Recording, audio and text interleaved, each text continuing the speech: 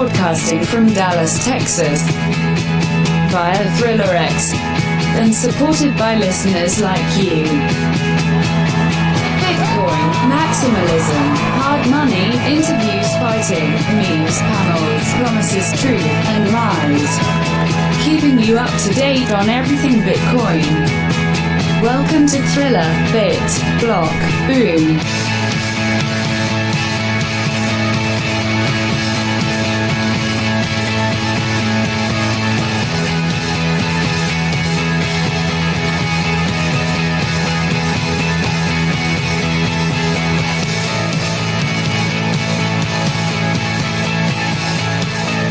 Hello, ladies and gentlemen, boys and girls from the world. Welcome back to another exciting episode of Thriller Crypto. Today is August 29th, 2020, and we are here in Dallas, Texas. Yeah, that's right. We came over for BitBlockBoom, doing coverage today. Going to get you guys the most up-to-date information on the state of Bitcoin. That's what this episode is about, the state of Bitcoin. Now, before we dive into that, just kind of want to give you a rundown of the play-by-play of what we're doing here as far as episodes.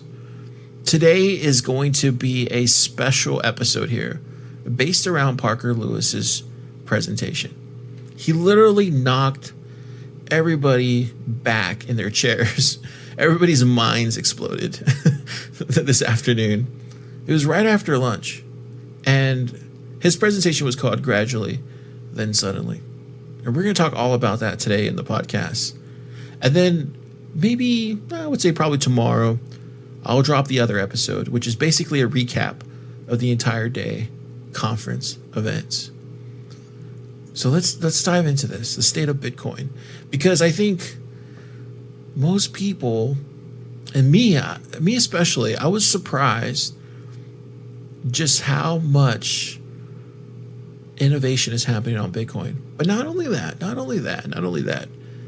I was also very surprised that BitBlockBoom is where you go to find out what the state of Bitcoin is. I don't think I've ever been to a conference like this before. So with that, let's dive into it.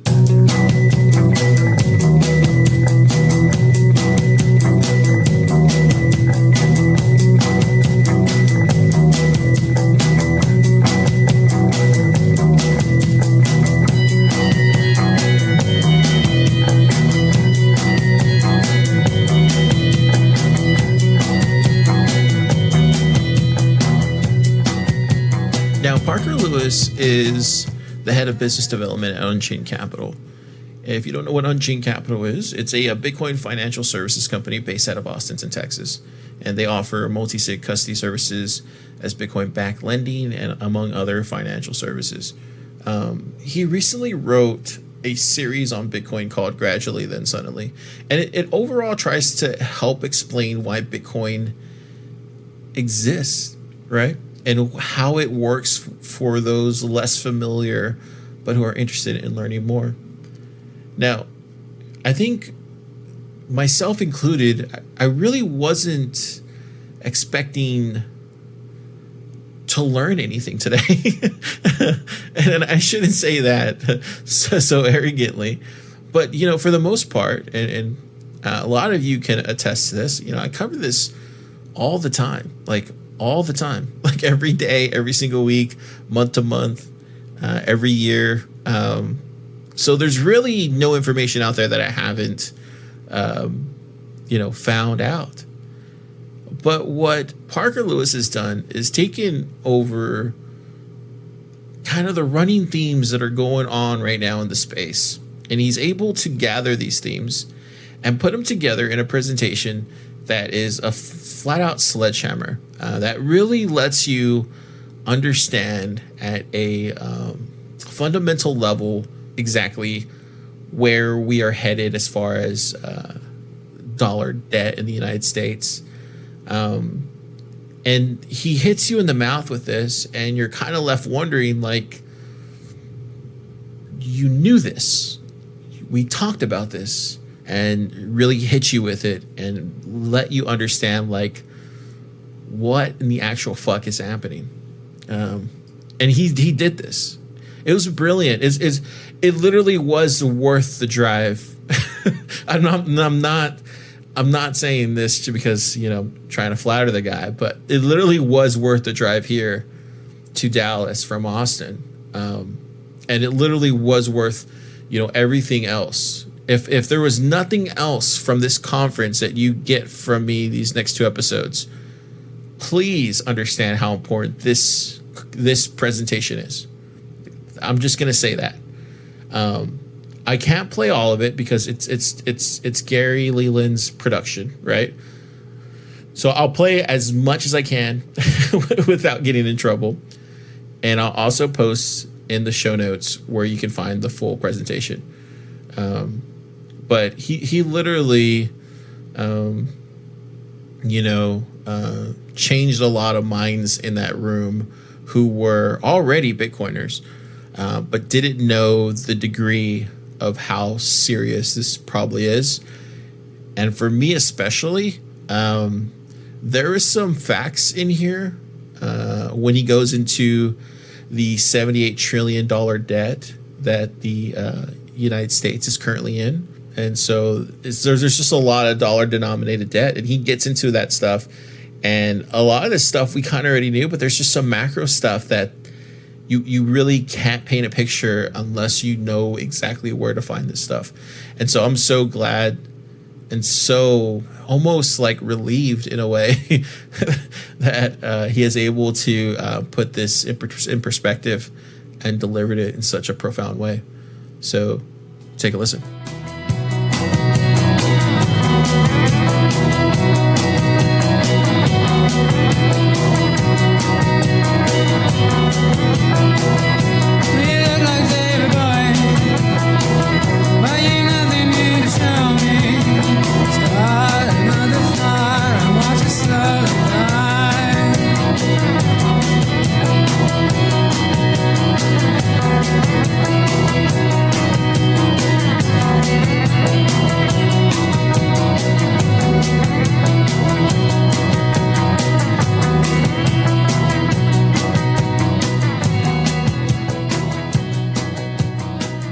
When the currency breaks, it's broken, and you will be able to see it. So, in the last few months, we've seen the Argentine peso go from 40 to 60, a 50% devaluation. But realistically, when the currency went from 20 to 1 to the dollar to 25, at that point in time, if a currency loses 20% of its value in a matter of a week, it's done. Confidence is broken, and you'll be able to identify it.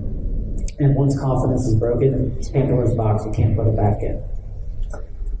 This is the Lebanese pound, or at least it's the black market rate. And again, I keep highlighting these points of before it really breaks, it's already broken. And then there's some time where people catch up. And that's just the nature of people don't realistically come to that conclusion all at once, but you will be able to see it.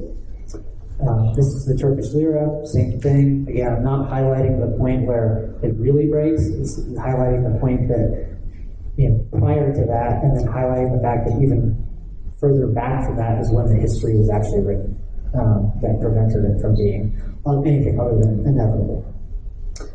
So this also isn't a new thing. The Mexican tequila crisis, this is back in the 90s. And then also the Russian ruble, which was 2014, 2015. So the thing that I like to say about all these things, again, I'm a big fan of Zoolander. So Ferrari, Latigra, Blue Steel, it's all the same thing. And if you don't recognize it, I feel like I'm taking crazy pills. And the point is that when you start to look and understand fiat currencies, people think about the dollar and the pound and the euro and the yen, maybe even the yuan, and they think that something's different between the bolivar or the peso or the lira or the Lebanese pound. But realistically, all fiat currencies are the same, and that we are just at a different point on the same curve. We're not on a different curve if we're operating in the dollar world. And so I think sometimes there's some compromise that in order to be sane, we like to communicate, which is, yes, there will be hyperbitcoinization, but it will be running next to the dollar. And I just don't really think that that's practical. So a few things to really highlight. I think that, the idea of how and why currencies collapse, and Marty Bent, I believe, is the name that he has, says it often and loudly on Twitter, don't F with the money, because what you ultimately get is situations that are as predictable as Venezuela, Lebanon, Turkey, Argentina, and those will only continue to get worse. But that many people oftentimes associate it with just printing money. And it's easy to extrapolate from printing money to hyperinflation to economic collapse. But realistically, and it's the gradually part of it, that as the central bank is printing money, while the currency is still apparently functioning, or appears to be functioning, it's degrading. Its ability to fulfill the pricing mechanism within an economy has been distorted and causes supply and demand structures to break down over long periods of time, such that then that process effectively accelerates once you're actually aware of it. So the printing money via any central bank function does two things. It allows economic imbalance to be sustained, and by sustaining that, then that imbalance ultimately is exacerbated. Through that process, complex supply chains become distorted. The supply of real goods ultimately declines, and as that occurs, the imbalance between supply and demand grows. As more money is created, the actual function of money breaks down. Real goods become scarce compared to the supply of money, and individuals have a disincentive to hold money, so they begin to create a run on basic necessities. And so they're effectively selling their money because they're not confident there will actually be goods on the grocery shelf, which is what we see in a place like Venezuela. So when that run on the currency happens, that's when you see that initial break. The Argentine peso going from 20 to 1 to 25 to 1. That once you realize that nobody wants to hold the currency, there's only one way that goes from there. So then there's this idea that will never happen to me, right? Where, I really tell people to think about, well, what is fundamentally different between the Venezuelan bolivar and the U.S. dollar? And I'll present my kind of, not theory, but the way that I think about it. But that's what I tell people, like, really think about what's different about it, because people will come to some explanation. I don't think it will be accurate, but that at least starts the thought process. So the key here, though, is hope is not a strategy, and it will never happen to me is not logic. Why people believe the dollar has value. And I think a lot of people in this room have thought more about this than the average person, but there are a few reasons that people give, and that first one is a collective hallucination, or hallucination. The government says it does. The petrodollar, guys with guns, and taxation. None of these qualify as economic arguments, and the critical thing is that a central bank can control the supply of the currency, but they can't make people value it. This, in my opinion, is the single thing that gives any fiat money that exists value. That's why the dollar maintains its value. The dollar has value because people demand it. And that's a very simple concept. You could say, hey, that sounds a little dense. But the real reason that people demand dollars is because, on average, we're massively short dollars. So on the right side of the page, you can see in the U.S., the dollar-denominated debt, and this for me is when I think about the dollar system and abstract away to the highest level, there's $78 trillion in dollar-denominated debt. That's not financial crisis, CDOs, CDS, derivatives. That's just fixed liability, fixed maturity debt that exists in the United States. And there's only $4.7 trillion. And that's today, after the Fed's printed $3 trillion.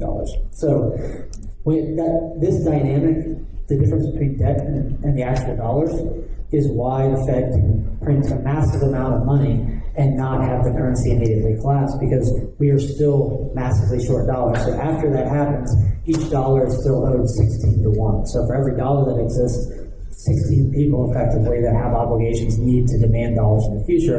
And what that really means is, if you don't work for dollars, I'm going to take your car, I'm going to take your house, I'm going to take the shirt off your back, and that's one hell of an incentive to work for dollars to pay those debts, because the dollar debts are actually secured by productive assets. This becomes a vicious cycle. When I look back to this chart, there's two things that I would say. This is the reason why the dollar has value, It is why people demand it, despite the fact that the Fed creates more of it. But it's also what guarantees that dollars will become less and less scarce over time. So this is my simplified view of what happens. And I like to say, there's oftentimes debate amongst hedge fund managers. Any expert that's willing to talk says something along the lines of, what the Fed has done is crazy, but it had to be done. In reality, my view of it is that QE cannot solve the debt problem, and that it actually creates the debt problem. And it was actually QE, or the existence of the same thing before QE existed, that allowed the problem to become as big as it is today, and allowed the credit system to grow to the size that it is. So what essentially happens is the Fed puts money in the system because there aren't enough dollars, because there's too much debt essentially. And when they add those dollars, it's not just designed to sustain the credit system, it's designed to actually induce more credit expansion. Because if we look at this chart, the way the Fed's economy works is a credit system. The credit system is the marginal price setter. So if the Fed has a price stability mandate, they actually have a mandate, even though it's not explicit, to maintain the size of the credit system. That scenario ultimately leads to the Fed puts more dollars in, we create more debt, and then there's too much debt, and we go back around the wheel. And so in that way, by its very nature, in my view, QE is more like heroin than an antibiotic, and the more that is applied to the financial system, the more that it needs. Each time the boat gets bigger, they need more dollars to sustain the boat. But if you give a mouse a cookie, he's going to ask you to buy his CCC bonds. And that's a reality, and it's dangerous. It's effectively moral hazard, and it exists in a big way. And while there is some semblance of an expectation or understanding that if you take an advisable risk that you will be penalized, I think that's probably how all of us live our lives. That's how most individuals do live there. So it's not to say that everyone just banks on the fact that they're going to be bailed out by the Fed.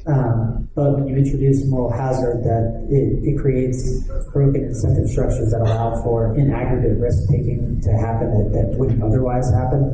And at the end of the day, if people have the power, our good friend Michael Goldstein couldn't be here, so I had to give him a shout out, but it's very simple. If you give people the power to print money, they will print money. And when we think about this dynamic, the reason that they have to is because there's way too much debt in the world. But this whole system got created because they kept bailing out the system out in aggregate. And this is the graduate part. So, when we think about the dollar and its ability to effectively coordinate its principal function, which is marshaling economic resources, we are seeing the slow decline of the dollar. And that this kind of loss of value, where oftentimes people question Bitcoin and they say, hey, it's not a good store of value because it's too volatile. And there's a key distinction that volatility and store of value are not one and the same. And that a good that is seemingly not volatile is not a good store of value. And there was a recent presentation that Goldman Sachs gave where they said, the dollar is a store of value, and in 10 years it will be worth 20% less. And so you have the smartest guys in the room not understanding that something that loses its value is not a store of value, but the real damaging part, that is when the dollar is distorted as a price mechanism, that imbalances grow and ultimately there is a blow up, and that at some point in time that gradual decline will break, and confidence is a very fragile thing. So within the Bitcoin space, there's one of the ideas here is that people don't like to think about this, is the idea that, well, why couldn't what's happened to the Bolivar, the peso, the Turkish lira, the Lebanese pound, why couldn't that happen to the dollar? And if people really kind of question it, whether or not what the Fed is doing right now, and when I think about everything, if we think about currency crisis, again, if a company, everything that's done today impacts 3 years from now, in the currency system, it's like everything that happened 10 years ago at the financial crisis is the history that was written then that's impacting us now, and that still isn't priced in. And we're going to find it out someday. So the Bitcoin world, oftentimes people hammer about stock to flow is wrong. They say the halving is priced in. And what I tell those people is, if you believe in the efficient market hypothesis, I have an economics professorship to sell you at a liberal arts college in Antarctica. The efficient market hypothesis is a fool's game. Information is both imperfect and asymmetric. there is a reality that very few people know that the Fed has printed $3 trillion, and there's also very few people who know that there are only ever 21 million Bitcoin, and there's even fewer people who understand why that is going to be the case. Why Bitcoin can't be copied? You can't price that. So not just is the happening not priced in, Bitcoin's not priced in, but the fact that the Fed printed trillions of dollars after the last financial crisis and this one certainly aren't priced in because people don't have access to the same information. And ultimately, the reason why it isn't priced in is because there's two things, and people are quickly figuring it out. But I use the George Bush quote where he says there's an old saying in Tennessee, or at least it is in Texas, fool me once, not going to fool me again.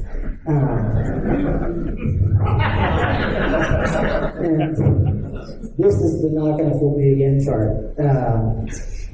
But it's fool me once, shame on you, fool me 4 times, shame on me. And so we've learned, and again, this chart, QE1, QE2, QE3, QE now, what I tell people is, if QE worked, why did you need the second one? Or the third? You know, like, why didn't it fix it? Did it fix it? Did it fix anything? And not only does it not fix something, it actually demands or requires that even more of QE happens in the future. So people are figuring this out. I think that the shock and awe of what the Fed did, it's like ripping the Band-Aid off. And this is just a quote from Paul Tudor Jones when he recently decided to buy Bitcoin. He says, it has happened globally with such speed that even a market veteran like myself was left speechless. We are witnessing the great monetary inflation and unprecedented expansion of every form of money, unlike anything the developed world has ever seen. So this guy's been around forever, and QE 1, 2, and 3 were all there, and that wasn't enough to wake him up, and then boom, QE now, $3 trillion in a matter of 2 months. People are waking up, but again, even then, information is asymmetric. Information is imperfect. So his understanding of it is very different than ours in this room, as well as the general population, and it takes time for information to spread. And then Exhibit B, obviously Bitcoin, 21 million, same guy, connecting these two dots. And the reason why I highlight this is because it's very simple. Bitcoin is complicated. It's this chart and this chart. I also made the case for owning Bitcoin, the quintessence of scarcity premium. It's literally the only large tradable asset in the world that has a known fixed maximum supply. By its design, the total quantity of Bitcoins cannot exceed 21 million. This, at the end of the day, is everything. It's why people demand Bitcoin, but also recognize, and it's also why, in my view, the dollar collapse is inevitable.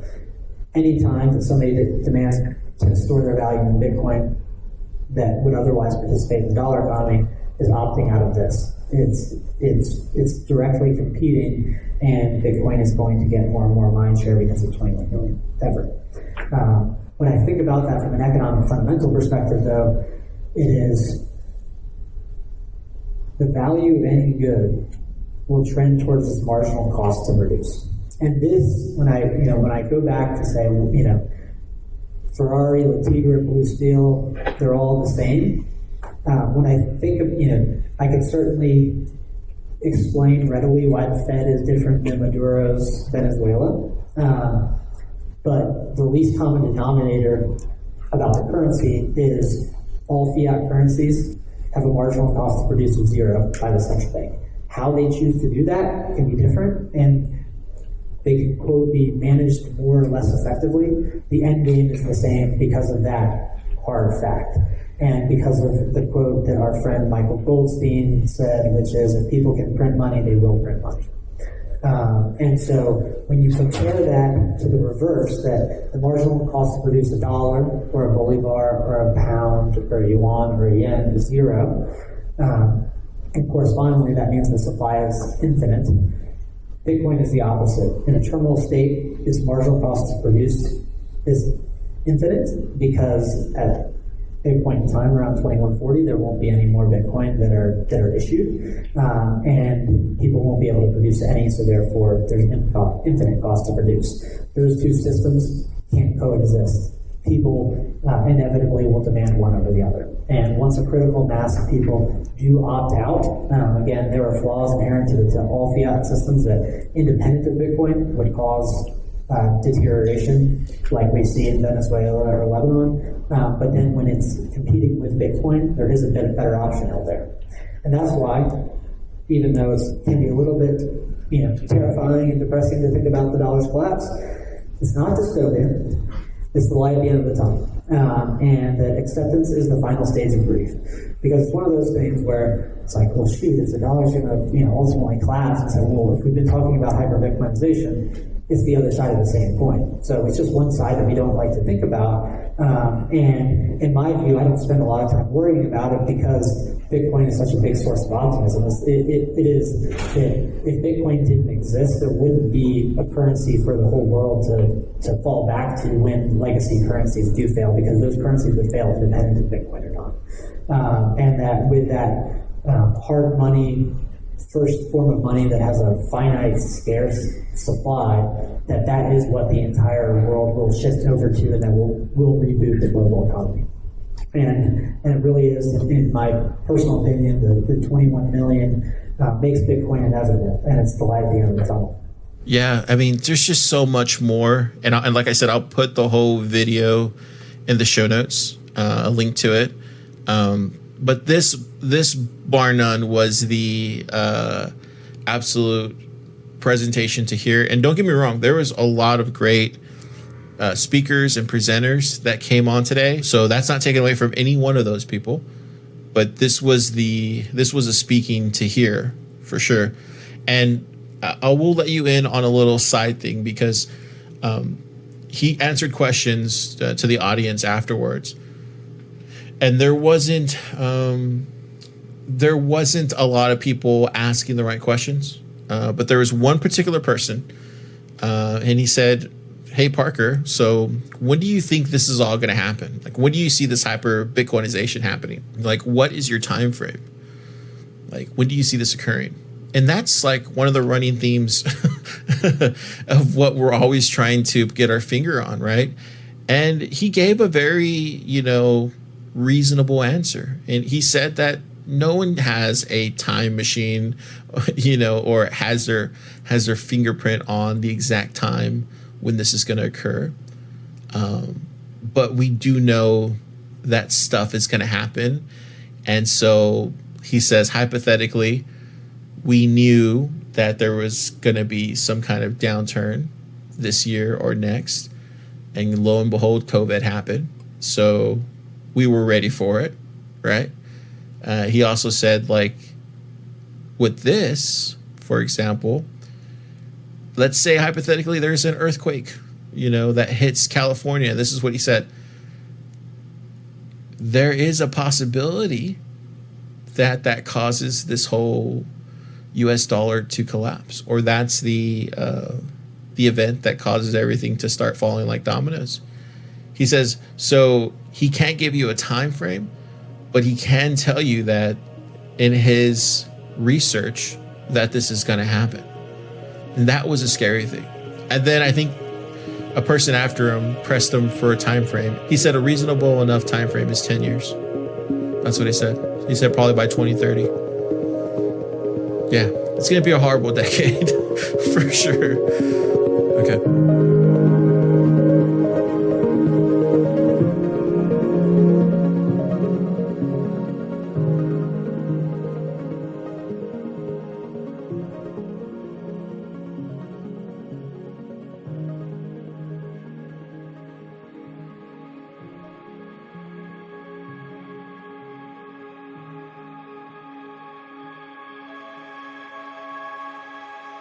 And that's why you go to the conferences like this. That's why you attend these meetups, to confirm a lot of truths that you already had, to find out if you're the only one seeing this or if you're crazy. It felt so good to hear a lot of these confirmations today from what Parker was researching. A lot of this stuff we have covered in the past, right? Fed hockey, I do a lot of that. Hyper-Bitcoinization, we talk a lot about that. The dollar inflating, it will never happen to us kind of logic. But he really hit home when he spelled it out with numbers, right? $78 trillion debt here in the United States is going to be a big problem into the future. And the effects are already written on the wall. This is where we're headed, through this dark tunnel. But thank God there's Bitcoin, because there's light. See you next time.